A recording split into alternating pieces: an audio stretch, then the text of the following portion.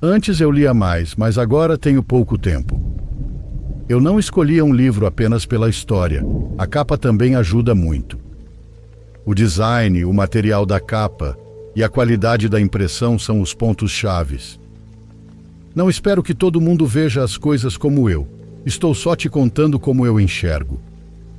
Se eu encontro um livro que chama minha atenção, eu levo. Naqueles anos eu gostava de comprar em sebos ou livrarias de segunda mão. Esses livros têm mais personalidade, um pouco herdada de quem os leu antes. Trazem anotações, guardam recibos e às vezes até uma fotografia esquecida entre as páginas. Foi assim que eu encontrei um livro que vinha amarrado com uma fita, em meio a um monte de coisas usadas numa feira de usados. R$ 5. Eu nem me preocupei em olhar o título. Só quando já estava na Kombi percebi que era Sagarana, de Guimarães Rosa. Desamarrei a fita, guardei na mochila e fui lendo o resto do caminho. Levei 3 dias para terminar. Nesse tempo carreguei o livro comigo para todo lado. Quando terminei, finalmente tive coragem de colocá-lo na estante. No começo eu não achei que tivesse relação, ou melhor, eu não consegui ligar o livro ao que começou a acontecer dentro de casa. A janela da cozinha amanhecia aberta. No primeiro dia eu nem registrei como algo estranho. Pensei que talvez tivesse sido eu quem a deixou assim. No segundo dia, eu tinha certeza absoluta de que a deixei bem fechada. No terceiro, meus alarmes internos dispararam. Coloquei na janela um cadeado daqueles de bolsa de academia. Na noite seguinte foi o som de vidro quebrando que me acordou. Calcei o tênis rápido e desci correndo. Eu estava nos últimos degraus quando ouvi mais barulho vindo da janela e no chão um leve estalo de cacos de vidro. Era a janela se abrindo de novo durante a noite. Quebraram o vidro porque havia o cadeado e entraram. O que eu vi não cabia na minha cabeça. A cortina estava suspensa no ar, cobrindo uma figura invisível. Eu senti algo horrível, como gelo e fogo no corpo ao mesmo tempo. Você já sentiu isso? É adrenalina. Eu me virei devagar. Queria ter feito rápido, mas estava apavorado. Subi os degraus com arrepios na nuca, imaginando que alguém caminhava atrás de mim. Me tranquei no quarto e até me cobri inteiro com o cobertor. Minha mente estava em pânico, funcionando a 1000. Definitivamente alguma coisa entrava pelo livro, pois eu sempre o encontrava fora do lugar. No começo também me culpei, achando que eu mesmo o tinha deixado fora da estante. Eu já tinha ouvido que livros usados carregam energias e que é preciso limpá-los de algum jeito. Foi então que pensei de novo na fita. O livro tinha sido encontrado amarrado. Só havia um jeito de descobrir. Fiquei em silêncio. Não se ouvia nada lá embaixo. Destapei a cabeça e consegui ouvir algo tão leve que poderia ter sido nada, mas quando prestei atenção era o virar de uma página. Acabei dormindo debaixo das cobertas. Quando acordei, comecei a procurar a fita pela casa inteira. Mexi em tudo, revirei roupa suja e olhei até no lixo. Pensei que se eu já tinha lido o livro, podia me desfazer dele sem problemas. Tive coragem de deixá-lo mais um dia na casa, antes de decidir onde ou com quem deixaria, quando eu simplesmente poderia ter saído com ele e largado em algum espaço público. Para não me assustar de novo, deixei a janela entreaberta e o livro sobre a mesa. Agora sim, domingo eu levo embora, pensei. Fui justamente à feira, procurando uma barraca de livros onde eu pudesse deixá-lo. Fiquei olhando as lonas estendidas e tudo era antiguidade. Me aproximei de um lugar onde havia livros e disse a uma senhora que aquele eu já tinha lido. Coloquei junto com os outros. Balbuciei um obrigado, mais algumas palavras, e a verdade é que nada fazia muito sentido. Ninguém espera que você devolva um livro depois de terminar de ler. Ela não disse nada, mas eu fui embora, e lá na frente ela me alcançou, colocou o livro nas minhas mãos e disse para eu levá-lo. Eu senti um arrepio, porque aquilo foi a confirmação de que havia algo errado com aquele livro. Antes de pegar o ônibus, encostei o livro num tronco de árvore, perto de um grupinho de pessoas bebendo. Cheguei em casa, tomei banho, subi para deitar, liguei a televisão e acabei dormindo. Um barulho me acordou no meio da noite. Abri os olhos, mas não conseguia me mexer. Eu estava paralisado. Era como dizem. Estava com um morto em cima. A televisão fazia ruído ao fundo e de repente se apagou. Ouvi como se alguém estivesse mexendo nas minhas coisas. Depois, silêncio. A porta do quarto bateu com força e no mesmo instante, meu corpo se libertou da paralisia.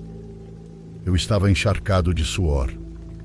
Já conseguia me mover, mas só me ajeitei devagar, tentando não fazer barulho.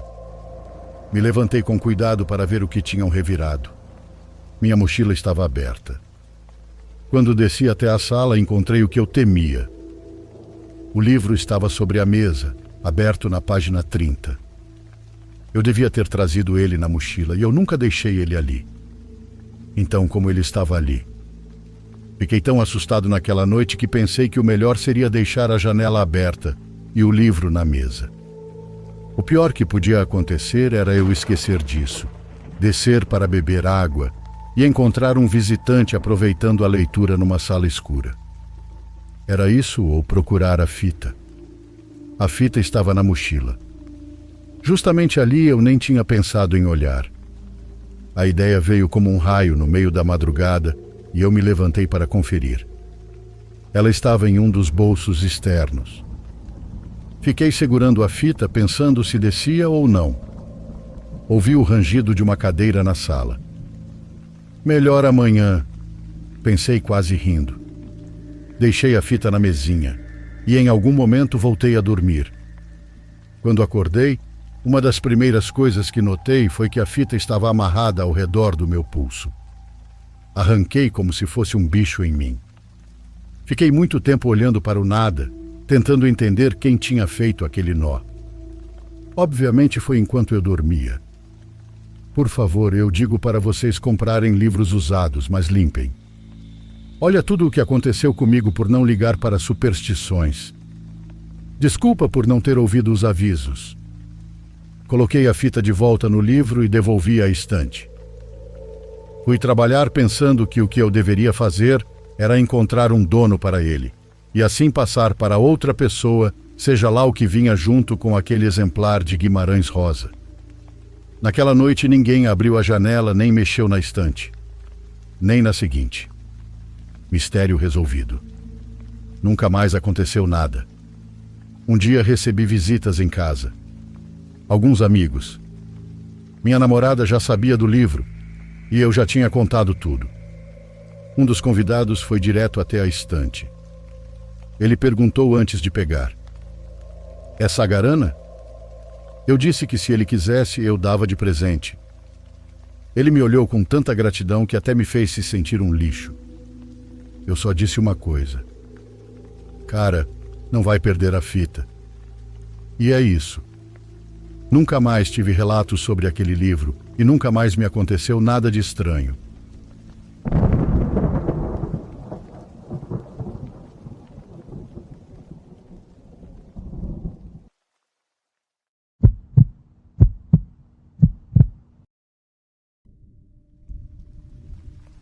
Quero compartilhar algo que aconteceu com meus pais há cerca de 30 anos. Sou um grande fã de histórias paranormais e adoro quebrar a cabeça tentando encontrar explicações lógicas para elas. Mas esta história sempre me deixou sem respostas. Meus pais, ambos céticos, assim como todas as pessoas com quem eles já compartilharam isso, nunca conseguiram explicar o que aconteceu. Por isso, adoraria saber se mais alguém já passou por algo parecido ou se tem alguma explicação razoável para isso.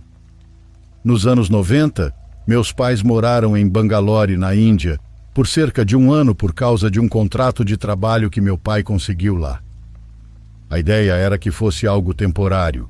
Então, quando o escritório ofereceu a eles um apartamento duplex para alugar, aceitaram prontamente. O lugar vinha com os benefícios típicos da classe média alta na Índia. Algumas empregadas que cuidavam da limpeza, das compras e da maior parte da comida. A vida era perfeita para eles. Um casal sem filhos, com quase tudo resolvido. Naquela época, minha mãe não trabalhava fora, então ficava em casa enquanto meu pai ia trabalhar. No mesmo andar havia outro apartamento, onde morava uma senhora. Minha mãe a cumprimentou educadamente algumas vezes, mas a mulher sempre a olhava de um jeito estranho, o que a deixava um pouco desconfortável. No terceiro ou quarto encontro, a senhora perguntou: "Você está bem morando naquele apartamento?" Minha mãe provavelmente apenas assentiu com a cabeça, e então a mulher perguntou de novo: "Você não sente nada?" A pergunta deixou minha mãe confusa, mas a senhora não explicou o que queria dizer. Com o tempo, sempre que se encontravam, ela dizia para minha mãe não ficar sozinha naquele lugar. Minha mãe achou que talvez fosse apenas confusão ou paranoia por causa da idade da mulher. Isso apesar do inglês dela ser impecável. Numa manhã qualquer, ensolarada e fresca, por volta das 8 horas, tudo estava normal. Uma das empregadas tinha acabado de lavar o chão, e minha mãe e minha avó paterna, que estava ali por um curto período, estavam na cozinha. Meu pai, por sua vez, estava na sala, sentado em uma das poltronas, lendo um livro. A sala tinha 2 poltronas com uma pequena mesa no meio, onde ficava o telefone fixo, e à esquerda havia uma grande varanda com portas de correr. O telefone tocou. Minha mãe atendeu, e era um parente ligando para dar a notícia de que minha bisavó materna havia falecido. Ela tinha mais de 90 anos e morreu de causas naturais.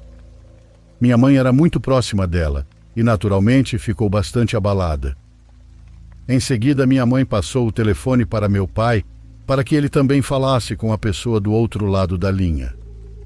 Quando ele esticou o braço para pegar o aparelho, uma gota grande de algo que parecia sangue caiu no chão.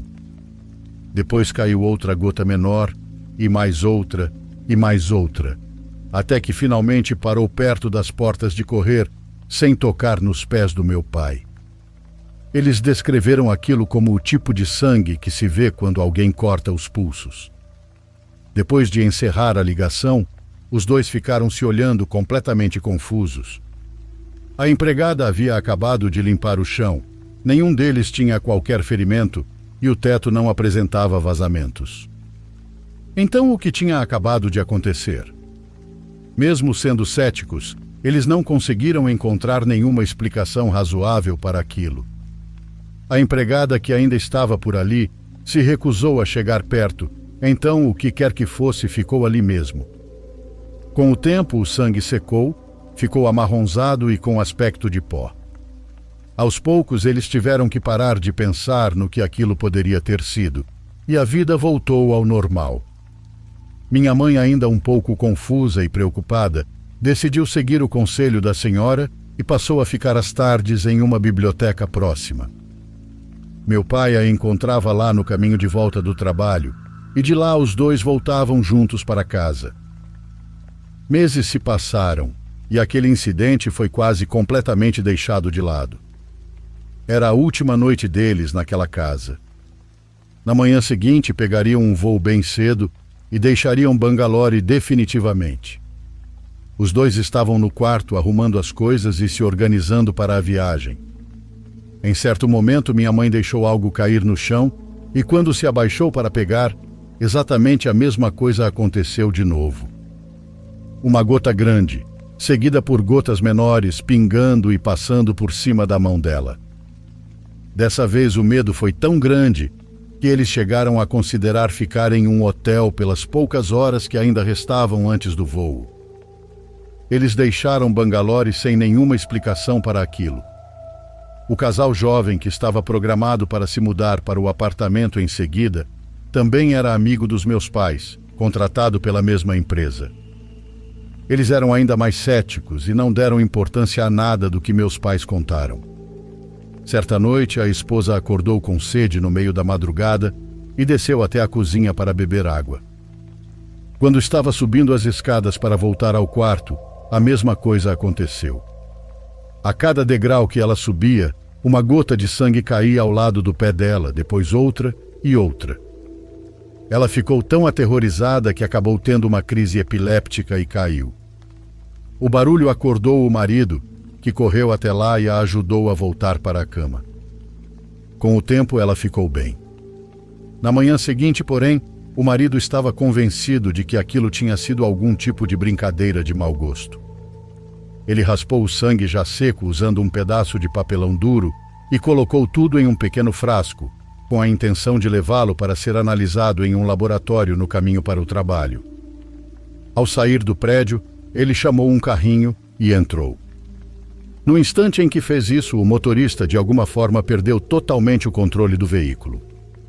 O rickshaw girou 360 graus, arremessando o homem e sua pasta de trabalho para fora. O motorista não se machucou, mas o marido quebrou o braço. O pequeno frasco nunca mais foi encontrado, mesmo estando bem guardado no fundo do bolso da pasta, que estava fechada com zíper. Houve ainda alguns outros episódios menores nesse apartamento, mas o lugar existe até hoje.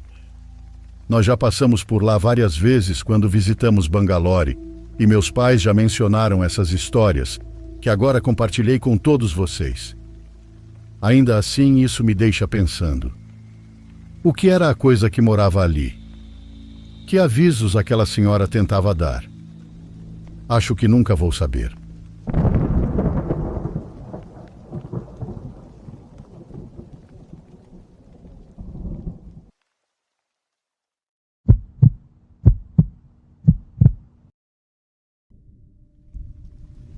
Há aproximadamente 12 anos, eu namorava a Fernanda. Chegamos a ficar prestes a nos casar, mas acredito que o melhor foi termos encerrado o relacionamento. Aproveito para mandar um abraço a ela e avisar a vocês que tenho a permissão para contar esta história. Minha então sogra, Dona Fátima, que descanse em paz, cuidava muito bem da sua casa. Era um espaço bem pequeno, localizado no 7º andar de um prédio dentro de um conjunto habitacional com centenas de apartamentos. O dia em que minha sogra faleceu foi muito estranho. Era um domingo. A Fernanda tinha passado a noite anterior comigo, ficamos acordados até muito tarde e, por isso, estávamos extremamente cansados. Planejávamos levantar apenas depois do meio-dia, mas às 6 da manhã o telefone tocou. Era a senhora Fátima. Ela parecia confusa, ligava para perguntar à filha se tinha sido ela quem havia enviado as flores. Eu escutava a ligação e achei muito cedo para esse tipo de dúvida. O que aconteceu foi que a senhora havia recebido um arranjo de flores assinado apenas com o nome Fernanda, sem sobrenome, acompanhado de uma mensagem assustadora. O que mais a deixou apavorada foi o horário em que bateram a porta para entregar as flores. Eram por volta das 5 da manhã, mas principalmente o fato de serem flores de velório.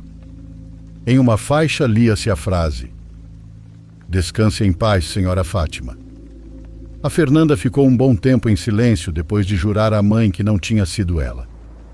Voltamos a nos deitar e, abraçados, tentamos dormir de novo.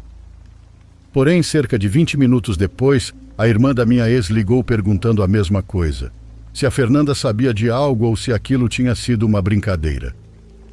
40 minutos depois, a sogra ligou novamente. Outro arranjo de flores havia chegado, dessa vez sem nome de remetente. A mensagem dizia: "Descanse em paz, Fati." Fati era como as amigas a chamavam. Logo depois de desligar, a cunhada ligou outra vez.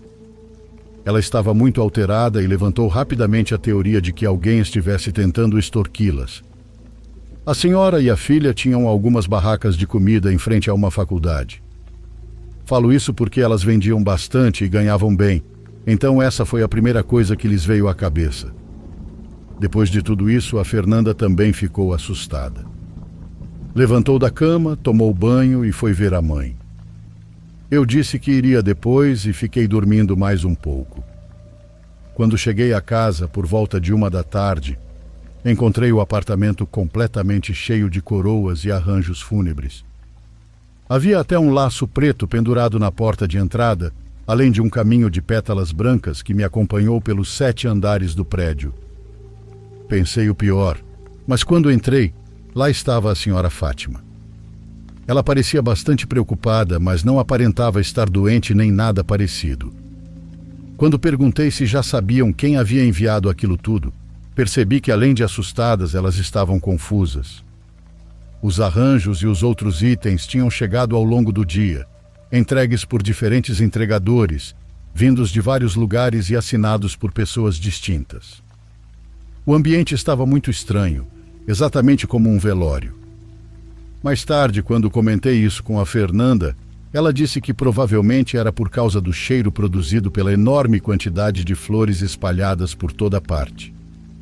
A essa altura, a ideia de que fosse apenas uma brincadeira já tinha ficado para trás. Alguém estava claramente tentando intimidar aquela mulher, e estava conseguindo. De repente, ouvimos algo que nos arrepiou completamente. A orquestra de enterro começaram a tocar na área aberta do conjunto habitacional. Minha cunhada saiu furiosa, totalmente alterada, e desceu correndo as escadas. 7 andares abaixo, a música continuava sendo ouvida, mas nós ficamos lá em cima, sem conseguir identificar de onde vinha. Quando chegou à área externa, o som da música se misturou com o ambiente. Juro que não parecia uma gravação. Ouvíamos claramente instrumentos e vozes ao vivo, como se fosse um grupo musical de verdade. Ela contornou os prédios, foi até outras áreas abertas e até o estacionamento, mas não encontrou nada. Vou ser bem sincero. Eu estava fascinado, quase maravilhado. Tudo era extremamente estranho e parecia tirado de um romance de mistério. A única coisa que me preocupava era que, em algum momento, teríamos que descobrir quem estava fazendo aquilo e por quê. Pelo que me lembro, ninguém tinha uma teoria positiva. Todas eram assustadoras. Também não era nada agradável ver a senhora passando por aquela situação, mas a verdade é que eu nunca tinha visto nada parecido. Fiquei um bom tempo ali com elas, vendo como os arranjos continuavam chegando, junto com outros detalhes estranhos. Em uma das vezes em que tocaram a campainha, era uma mulher vestida inteiramente de preto, com um véu cobrindo o rosto. Ela segurou a mão da minha sogra, rezou algo em voz baixa e depois beijou a ponta de seus dedos. Isso provocou na Fátima um choro repentino, cheio de desespero. Algo ruim vai acontecer. Me levem para ver minha mãe, disse ela soluçando. A senhora começou a se arrumar para sair. Enquanto isso, a Fernanda e a Ivone começaram a discutir, porque uma não queria deixá-la sair de casa e a outra não queria que ela fosse ver a avó, com quem estava brigada havia anos. O fato é que a senhora desceu os 7 andares sem avisar e, sem que elas percebessem, pegou um táxi e foi ver a mãe. Nenhum de nós pensou que a avó tivesse qualquer relação com as flores, mas parecia que minha sogra tinha uma urgência enorme em vê-la. Não passou nenhuma hora quando recebemos a notícia. O táxi em que ela estava sofreu um acidente e Dona Fátima ficou gravemente ferida. Passamos toda a tarde, toda a noite e a madrugada no hospital, até que nos avisaram que, infelizmente, ela não resistiu à segunda cirurgia e faleceu. Ficamos muito tempo do lado de fora do hospital, mas ninguém teve coragem de dizer em voz alta o que todos pensavam. As flores tiveram algo, muito ou tudo, a ver com o acidente. Não sei como nem porquê, mas tudo isso me parece extremamente fora de realidade. As flores e suas mensagens davam como certo que Dona Fátima já estava morta desde o dia anterior. Se elas não tivessem chegado, ela não teria entrado naquele táxi. Não sei se isso foi uma falha na realidade, mas é uma experiência verdadeira, algo que vi com meus próprios olhos e que teve muitas testemunhas. Nunca soubemos se alguém planejou tudo isso ou qual era a intenção por trás desses acontecimentos, embora talvez isso nem seja importante. Quando as filhas voltaram para casa, não havia mais flores. Não estavam lá as coroas, nem as faixas, nem os cartões, nada. Elas foram levadas, roubadas ou pior ainda, simplesmente desapareceram. Não ficou nenhuma pista, muito menos evidências. A única coisa que ainda se percebia no cômodo quando abriram a porta era o cheiro das rosas brancas.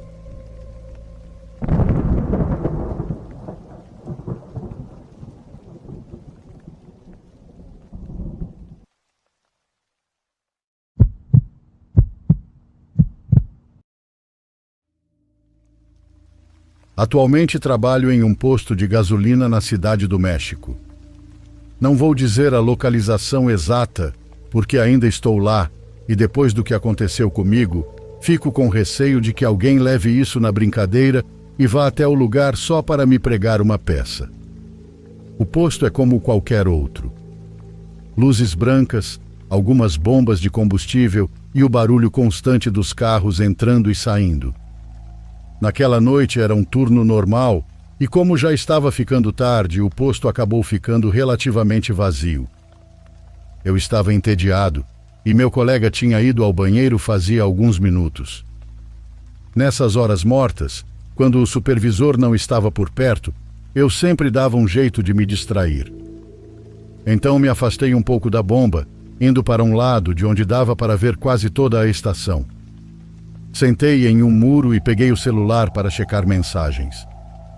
Comecei a conversar com minha namorada para passar o tempo, e acho que fiquei assim só por alguns minutos, até notar pelo canto do olho um carro azul com vidros escuros, parando em frente às bombas. O estranho não foi o fato de um carro ter chegado, e sim que eu não o ouvi se aproximar. Normalmente dá para escutar o motor, mas aquele carro apareceu quase sem chamar atenção, e isso me pegou de surpresa.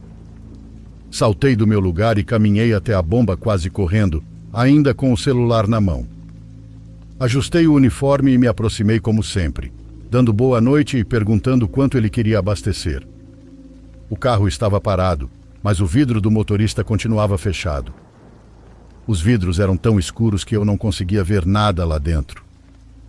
Por aqui isso não é ilegal, mas para quem atende tantos clientes todos os dias, sempre dá uma sensação ruim quando um carro assim para e demora muito para baixar o vidro. Cumprimentei de novo, mas não ouvi resposta. Nesse momento percebi que ainda estava com o celular na mão, então me virei para guardá-lo no bolso da calça. Eu já não estava olhando para o vidro, mas ouvi o som dele descendo. Quando terminei e levantei os olhos, me deparei com algo que ainda me dá nojo só de lembrar. O motorista daquele veículo não tinha um rosto normal. E também não era o rosto de alguém que tinha acabado de brigar, ou que tinha uma cicatriz, ou sequer uma queimadura grave. Era um rosto violentamente desfigurado, como se a face estivesse aberta. Eu vi aquilo e meu cérebro levou um segundo para entender que era uma pessoa, porque parecia mais uma maçaroca de carne. Dava para ver dentes e algo que interpretei como osso quebrado. O sangue escorria e manchava o peito dele, como se a camisa estivesse encharcada. E o pior é que não parecia falso. Era real demais. Eu já vi máscaras, e minha namorada é maquiadora profissional. Eu já vi de perto o que ela é capaz de fazer depois de horas de trabalho, mas o rosto daquele sujeito não se parecia em nada com maquiagem. Estava destruído. O sangue pingava e um cheiro metálico chegou até o meu nariz. Eu fiquei parado, como se temesse que a qualquer momento aquele monte de carne fosse me atacar. E então um grito escapou. Nunca tinha soltado um berro daquele jeito. Eu estava apavorado e meu corpo reagiu sozinho. Dei um passo para trás e tropecei na bomba de gasolina. O motorista, ou aquilo que estava no lugar do motorista, não disse nada. Nem acho que pudesse, porque não havia uma boca visível naquele amontoado de carne. Mas também não fez nenhum gesto para me acalmar, ou pelo menos dizer que era só uma brincadeira, uma câmera escondida. Nada. Ele apenas ficou ali, me encarando. Ou pelo menos eu acho que estava me encarando, porque ele também não tinha olhos. O pescoço estava apontado na minha direção. Isso é tudo o que sei. Sinceramente não lembro se gritei de novo ou se tentei correr e tropecei. A partir daí tudo ficou confuso. mas eu podia sentir a presença daquela massa de carne sobre mim. Não era exatamente um olhar, era uma sensação. Aquela coisa estava ali como se a única intenção fosse que eu a visse. Eu não conseguia desviar os olhos, porque pensei que ela poderia fazer algo comigo. E uma ideia martelava na minha cabeça. Isso não pode estar vivo. Aquilo não durou muito, embora para mim tenha parecido eterno. Talvez tenham sido 5 segundos, e então aquela coisa pisou no acelerador. Foi embora tão rápido quanto chegou, como se estivesse fugindo. 1 segundo antes de meu colega sair do banheiro, o carro já tinha sumido pela avenida em questão de segundos. Eu fiquei ali tremendo, olhando a traseira do carro se afastar e depois nada. Meu colega se aproximou correndo, perguntando se os ocupantes daquele carro tinham me assaltado. Meu primeiro instinto foi olhar ao redor, para ver se alguém estava rindo ou gravando, e então perguntei se ele tinha visto o carro azul. Ele viu, sim, mas não chegou a ver quem dirigia. O posto estava vazio. Não havia ninguém perto de mim naquele momento. Eu me apoiei com uma mão na bomba, porque senti que minhas pernas iam falhar.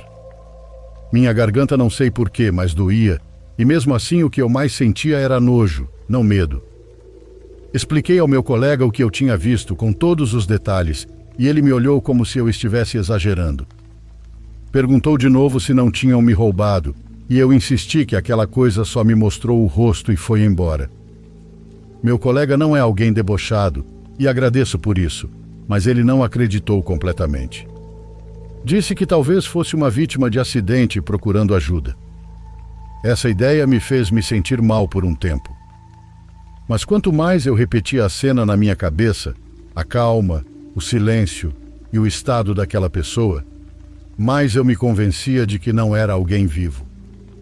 Não insisti com meu colega. Naquela noite continuei trabalhando porque não podia simplesmente ir embora, mas fiquei nervoso pelo resto do turno. Quando terminou, fui para casa com uma sensação de sujeira que não era física. Assim que cheguei, tomei banho e me deitei. Fechei os olhos e vi aquilo de novo. Simples assim. Eu fechava os olhos e aquele rosto desfigurado aparecia na minha mente. Essa foi a primeira noite. Depois vieram várias semanas ruins, em que eu não conseguia parar de sonhar com aquilo. Não era todas as noites, mas era muito frequente. No sonho, o carro chegava outra vez, e eu ouvia o vidro descendo. Quando levantava o olhar, aquilo estava ali, e me puxava para dentro do carro. Às vezes o sonho mudava, e o carro não ia embora. Ficava ali por horas, e ninguém conseguia vê-lo além de mim. Quando eu tentava correr, minhas pernas não respondiam. Em algumas ocasiões, quando o vidro baixava, não havia ninguém, mas eu ainda assim sentia que estava sendo observado. Em todas essas vezes eu acordava suando no meio da madrugada e era difícil voltar a dormir. Minha namorada começou a preparar chás e outros remédios caseiros para eu dormir melhor, mas eventualmente precisei tomar medicamentos para conseguir descansar tranquilo. Eu passei a ter medo de dormir, porque achava que teria aqueles pesadelos de novo. Também começou a acontecer algo nos meus turnos no posto. Eu ficava encarando os carros, pensando que qualquer um deles poderia ter novamente aquele motorista sem rosto dos meus pesadelos. Fiquei paranoico, mas nunca acontecia nada porque, claro, as pessoas iam apenas abastecer, não me assustar. Em algum momento contei a um supervisor, porque ele percebeu que eu andava muito distraído. Ele é um homem muito espiritual e prometeu revisar as câmeras para ver se de algum ângulo dava para identificar quem era aquela pessoa. Mas infelizmente as gravações são apagadas a cada 72 horas e já tinha passado uma semana. Com o tempo, os pesadelos diminuíram e eu fiquei menos paranoico, a ponto de passar meses sem pensar naquela noite. Mas às vezes o medo volta. Quando vejo um carro muito tarde da noite parando na bomba, penso que vou ver aquela coisa de novo. Mas por enquanto não aconteceu. Só Deus sabe o que foi aquilo que eu vi naquela noite, mas posso garantir que foi a coisa mais horrível que já tive que presenciar.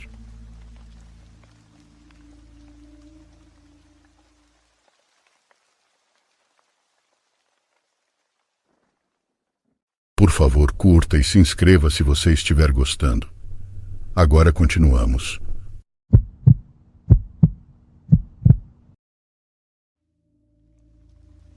Eu não sou uma pessoa devota. Não era antes de tudo isso e também não me tornei depois. Digo isso para deixar claro desde o começo, porque quando conto o que aconteceu, a maioria assume que eu estava envolvido com coisas estranhas ou que fui atrás de algo que não devia. E não foi assim. Eu fiz o que qualquer pessoa faz quando sente que não tem mais saída. Em 2004, eu tinha um pequeno comércio perto de um mercado. Vendia artigos variados como lâmpadas, fios, extensões, algumas ferramentas simples e coisas que sempre são necessárias. Não ia mal, mas também não ia bem. Era o suficiente para pagar o aluguel, a comida e os gastos da minha mãe, que já estava doente havia meses. Nunca nos deram um diagnóstico claro. Um médico dizia uma coisa, outro dizia outra. É a idade. É o clima. Tem que esperar. Na Santa Casa sempre faltava alguma coisa. Leitos, medicamentos e tempo. Eu aprendi a ler o rosto das enfermeiras, a saber quando algo estava errado mesmo que não me dissessem. Minha mãe estava se apagando aos poucos. Não era uma dor que não passava, mas um cansaço que nunca passava. Dormia muito, comia pouco e falava cada vez menos. Às vezes acordava melhor, até ria, e eu pensava que talvez estivéssemos exagerando. Depois vinha outra semana ruim, e tudo começava de novo. Vendi coisas do comércio, peguei dinheiro emprestado e rezei, embora nunca tivesse rezado direito na vida. Repetia palavras que não sentia, então fazia aquilo só por ela. Nada mudou. A noite da promessa não teve nada de especial. Isso é o que mais me inquieta quando lembro. Era uma noite comum, com calor que grudava a roupa no corpo e mosquitos unindo perto do ouvido. Tinha chovido à tarde e o cheiro de terra molhada ainda estava no ar. Minha mãe dormia no quarto, com a porta entreaberta. Eu estava sentado do lado de fora numa cadeira de plástico, sem fazer nada. Não estava pensando em deuses, nem em espíritos, nem em nada do tipo. Eu estava cansado. Lembro de ter pensado algo muito simples. Eu não aguento mais. Não chorei, não gritei, não levantei a voz. Apenas falei. Não consigo repetir as palavras exatas, e isso também é importante. Não foi uma frase decorada, nem algo que alguém me ensinou. Foi mais uma intenção dita em voz baixa, como quando a gente fala consigo mesmo sem perceber. Algo como: que ela fique curada, seja lá o que for, eu assumo. Não disse para quem, não disse como, não disse quando. Mas quando terminei de falar, senti vergonha.